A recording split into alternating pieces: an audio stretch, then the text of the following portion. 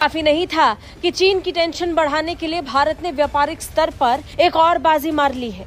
दरअसल इस बार Bharat number 1 manufacturing industry में बना है। वही मैन्युफैक्चरिंग इंडस्ट्री जिसे लेकर अब से कुछ साल पहले तक भारत को कोसा जाता। गैरतमंदी क्या होती है कि हमारा वज़ीर-ए-आज़म किसी दुनिया की कंट्री में जाता है तो उनके वज़ीर-ए-आज़म मिलना पसंद नहीं करते, एयरपोर्ट पे रिसीव करने के लिए नहीं आते। वो कहते हैं यार भिखारी आ गए, इसे हम प्रोटोकॉल देंगे, इसने फिर हमसे कुछ मांग लेना है। और भारतीय वज़ीर-ए-आज़म जो दुनिया के किसी मुल्क में जाते हैं ना, तो फिर उन्हें रेड कारपेट का इस्तकबाल मिलता है। उनके प्लेन के पास जो है ना, उस मुल्क के वज़ीर-ए-आज़म या उस मुल्क के सदर या उस मुल्क के बादशाह उन्हें रिसीव करने। भारत की इकोनॉमी जबरदस्त तेजी के साथ बढ़ रही है। इस बार की जीडीपी ने ये साबित कर दिया कि भारत अब भी टॉप पर बना हुआ है और तेजी के साथ बढ़ती अर्थव्यवस्थाओं में टॉप पर है।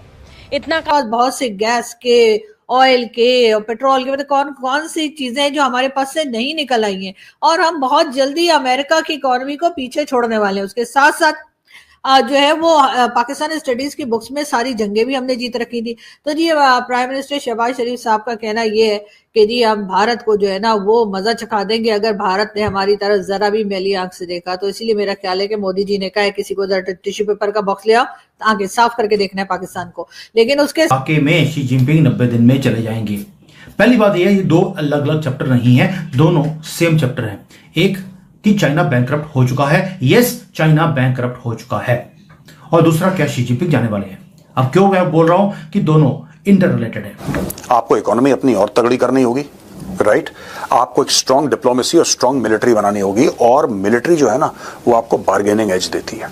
जब आप डिप्लोमेसी करते हो, एक बात ध्यान रखना, डिप्लोमेसी में अगर डिप्लोमेसी आगे चल रही है कहीं पे, डॉक्टर जयशंकर चल रहे हैं, तो इसमें उनको ये पता है कि हमारी मिलिट्री सॉलिड है, हमारी इकोनॉमी सॉलिड है। तो पहला स्थान भारत का, दूसरा चीन, तीसरा वियतनाम और इसके बाद चौथे नंबर पर थाईलैंड, पांचवें पर फिलीपींस, बांग्लादेश छठे नंबर पर और सातवें नंबर पर इंडोनेशिया, आठवें पर कंबोडिया और नौवें स्थान पर मलेशिया और 10वें नंबर पर श्रीलंका है। वर्ल्ड ऑफ जो हैं वो भारत का दौरा करते हैं और पाकिस्तान के ऊपर से गुजर जाते हैं और हमें लॉलीपॉप सिर्फ यही मिल रहा है, हम आ रहे हैं, हम आएंगे और हमारे वज़ीर साहब इंतजार कर रहे हैं। अच्छा, एक और बड़ी खबर मैं आपको देने जा रहा हूँ। एक जो है ना मुहिम चलाई थी अपनी कंट्री के बीच में कि हम मेड इन इंडिया के ऊपर काम करेंगे, यानी कि उनकी वर्किंग ये थी कि हम दुनिया में चाहे वक्ती तौर पे हम पीछे नजर आए, लोगों को उन्हें नजर आए कि हम टेक्नोलॉजी में बहुत पीछे हैं, लेकिन हम लोगों की मदद नहीं लेंगे। हम अमेरिका का तरला मिन्नत नहीं करेंगे, हम फ्रांस का तरला मिन्नत नहीं करेंगे,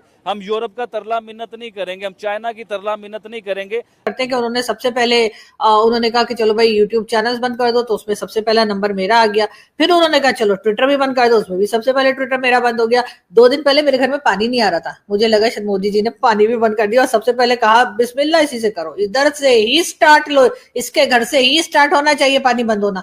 वो तो अच्छा हुआ कि बाद में मुझे बिल्डिंग की मैनेजमेंट ने बताया कि जी मोटर जल गई थी और मोटर अब ठीक हो जाएगी, तो 2 दिन के बाद पानी आ। अभी आपको एक बड़ी न्यूज दूं, इंडिया की इकोनॉमी जो है इस टाइम 5 ट्रिलियन से भी ऊपर चली गई हुई है मैडम, यानी कि वो दुनिया की तीसरी बड़ी इकोनॉमी बनने वाले हैं।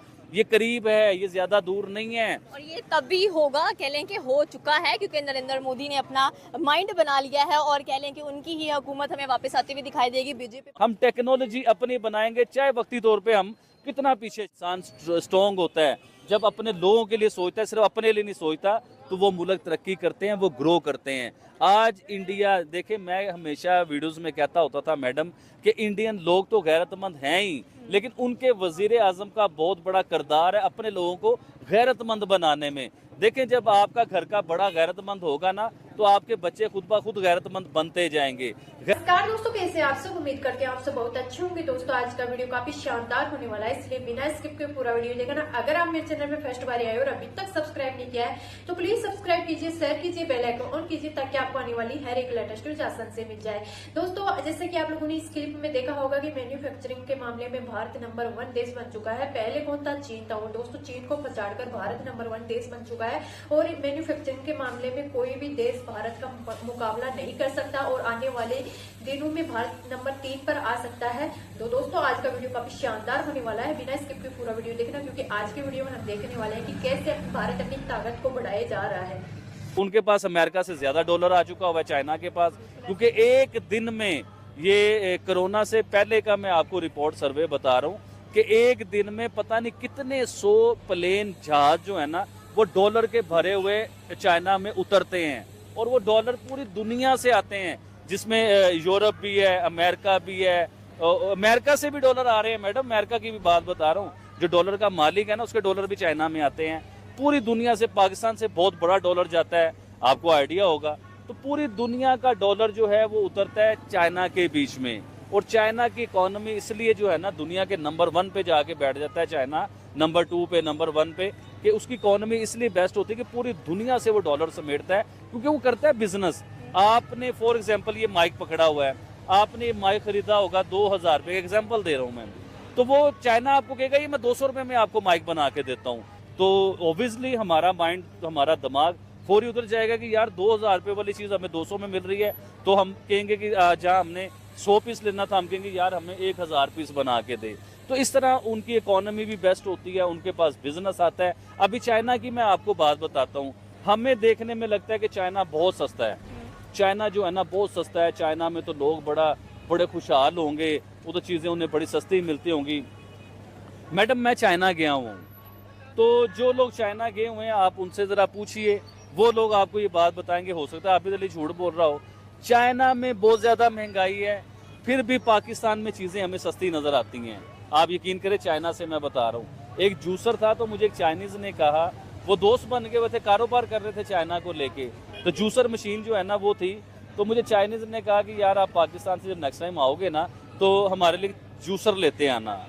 तो मैं बड़ा हैरान हुआ उसकी बात सुन के, मैंने उसे कहा, मैं कि यार आपका दिमाग खराब हो गया है, चाइना से जूसर आता है पाकिस्तान, और पाकिस्तान से जूसर मैं लेके आऊँ वो तुम्हारे लिए इधर लेके आऊँ, तो तुम चाइना से ले लो, इधर से बन के तो हमारे पास आया है। उसने कहा भाईजान आपके उधर जूसर कितने का? मैंने उसे कहा जी 6000 से लेके 15000 रुपये तक जूसर मिल जाता है। उसने कहा 20000 से लेके 30000 रुपये तक का जूसर है वो इधर चाइना के बीच में। चाइना दुनिया को तो प्रोडक्ट सस्ती देता है क्योंकि उसकी क्वांटिटी होती है, 1 लाख बना दिया, 10 लाख बना दिया, 1 करोड़ बना दिया, तो उसकी कॉस्ट भी कम होती है, उसमें 2 नंबर मटेरियल भी यूज होते हैं क्योंकि क्वालिटी हल्की करके वही चीज़ उसके जैसी बनानी होती है।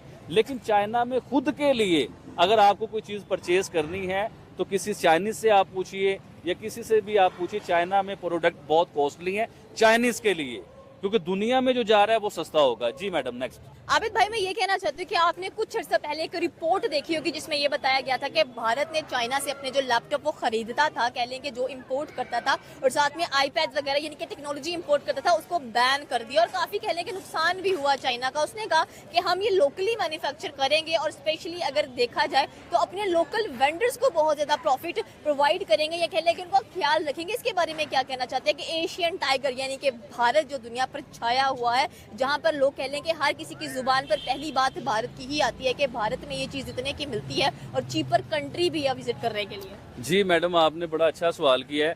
देखिए आज से 20 साल 30 साल आप पीछे चले जाते हैं तो उस टाइम सुनने में आता था कि पाकिस्तान एशियन टाइगर है और एशियन टाइगर या बन जाएगा या पाकिस्तान बड़ी स्पीड में उस टाइम ग्रो कर रहा था। लेकिन अब देखें एक टाइम ऐसा आया है कि इंडिया जो है वो एशियन टाइगर बन चुका है, बनेगा नहीं या बनने वाला नहीं है, वो एशियन टाइगर बन चुका है। अच्छा एशियन टाइगर किस बेस पे बनते हैं वो आपके सवाल को मैं बीच में लेके आता हूँ। देखिए अभी आपने कहा कि चाइना के जो लैपटॉप थे वो इंडिया ने, भारत ने उसे बैन किया इस बेस को लेके कि हम लोग अपना ही प्रोडक्ट बनाएंगे, हम अपना लैपटॉप बनाएंगे। स्थिति में अपने आप को साबित किया और हर एक परिस्थिति को अपने अनुकूल बना दिया। भारत की इकोनॉमी जबरदस्त तेजी के साथ बढ़ रही है। इस बार की जीडीपी ने ये साबित कर दिया कि भारत अब भी टॉप पर बना हुआ है और तेजी के साथ बढ़ती अर्थव्यवस्थाओं में टॉप पर है। इतना काफी नहीं था कि चीन की टेंशन बढ़ाने के लिए भारत ने व्यापारिक स्तर पर एक और बाजी मार ली है। दरअसल इस बार भारत नंबर 1 मैन्युफैक्चरिंग इंडस्ट्री में बना है। वही मैन्युफैक्चरिंग इंडस्ट्री जिसे लेकर अब से कुछ साल पहले तक भारत को कोसा जाता था, उसी इंडस्ट्री में अब भारत टॉप पर है। दुनिया भर में इस बात को लेकर लगातार चर्चाएं रही हैं कि कौन से देश की मैन्युफैक्चरिंग इंडस्ट्री सबसे सस्ती है। इस मामले में भारत सबसे आगे है। भारत मैन्युफैक्चरिंग के मामले में और सर्विस एक्टिविटीज के मामले में भी ग्लोबल चार्ट में टॉप पर पहुंच चुका है। जेपी मॉर्गन द्वारा जारी परचेजिंग मैनेजर्स इंडेक्स के आंकड़े के मुताबिक अप्रैल 2025 में भारत का मैन्युफैक्चरिंग पीएमआई 58.2 रहा, जबकि इसकी सर्विस PMI 58.7 दर्ज की गई है। ये आंकड़े भारत को विकसित और उभरते बाजारों में सबसे ऊपर रखते हैं। बता दें, PMI विनिर्माण और सेवा क्षेत्रों में फाइनेंशियल हेल्थ को दर्शाने वाला एक प्रमुख इंडेक्स हो या फिर ये 50 से ऊपर होने का मतलब होता है कि उस सेक्टर में विस्तार हो रहा है। इस मामले में न केवल चीन और अमेरिका बल्कि फ्रांस भी भारत से बहुत पीछे है। अब एक आंकड़ा सामने आया जो मैन्युफैक्चरिंग से ही जुड़ा है। चीन के लिए चिंता का सबब अब ये आंकड़ा बन चुका है।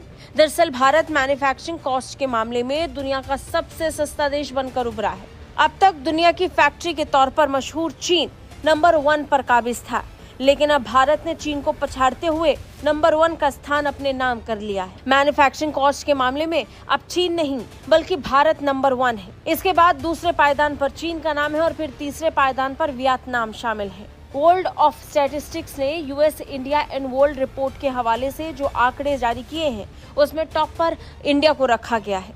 इस लिस्ट में सबसे कम मैन्युफैक्चरिंग लागत वाले देशों में 89 देशों को रखा गया है, जिसमें पहले स्थान पर अब भारत का नाम है।